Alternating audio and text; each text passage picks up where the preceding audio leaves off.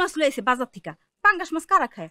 গরিব ফকিন্নিরা খায়। পাঙ্গাস মাছ ফকিন্নিরা খায়? তাও তো আমরা মাছ খাইতেছি। তোমার আব্বারে দেখছি কালকে বাজার করতেছে, সে তো মাছ মাংস কিছুই কিনতে পারে নাই, পাট শাক নিয়ে যাইতেছে। ফকিন্নি খায় লতা পাতা, আবার বড় বড় কথা। ওই জামাই, মুখ সামলাইয়া কথা কবা। আমরা লতা পাতা খাই, শাক খাই না? মাছ মাংস পোলাও পোরমা খাইতে খাইতে নাড়ি জইলা গেছে। ডাক্তার নিষেধ করছে এইগুলা খাইতে। সেই জন্য আমি ওর বাপরে বলছি যে শাক সুক কিনা নিয়ে আসো, বুঝছো? আর তোমার মায়েরে সাবধান করে দাও, আমার মাইয়ার লাগে যেন এইরকম রাইগা রাইগা কথা না বলে, বুঝছো? আর রান্না বান্না এগুলো আমার মাইয়া করতে পারবে না, ঠিক আছে? দেখছস, লাট সাহেবের মায়া বিয়ে করে আনছস, তারে দিয়া কোনো কাজই করানো যাইব না। এই জন্য কইছি পাশের বাড়ির মায়েরে বিয়া করিস না। এই যে দেখ, কিছু কইতে না কইতেই বউয়ের মা এসে হাজির। আমারও সাফ সাফ কথা, এই বাড়িতে খাইতে হইলে থাকতে হইলে রান্না বান্না সহ সব কাজ করতে হইব।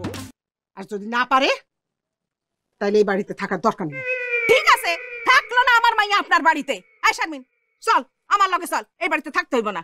আমাদের কি খান পরনের অভাব আছে নাকি? না না না না আম্মা, শারমিনটা নিয়ে যান না। কালকে মাত্র বিয়ে করছি, আজকে যদি আমার বউরে আপনি নিয়ে যান তাহলে আমার মান ইজ্জত কিছুই থাকবো না। শারমিন, তোমার কোনো কাজ করার দরকার নাই। কি কইলি?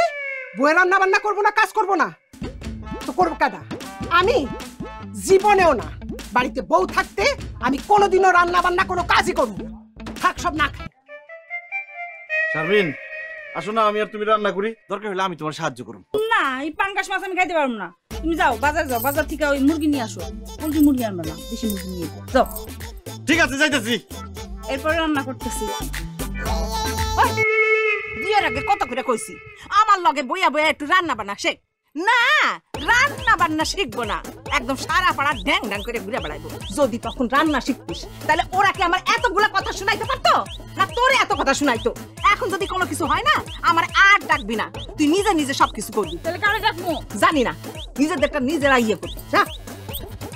আম্মা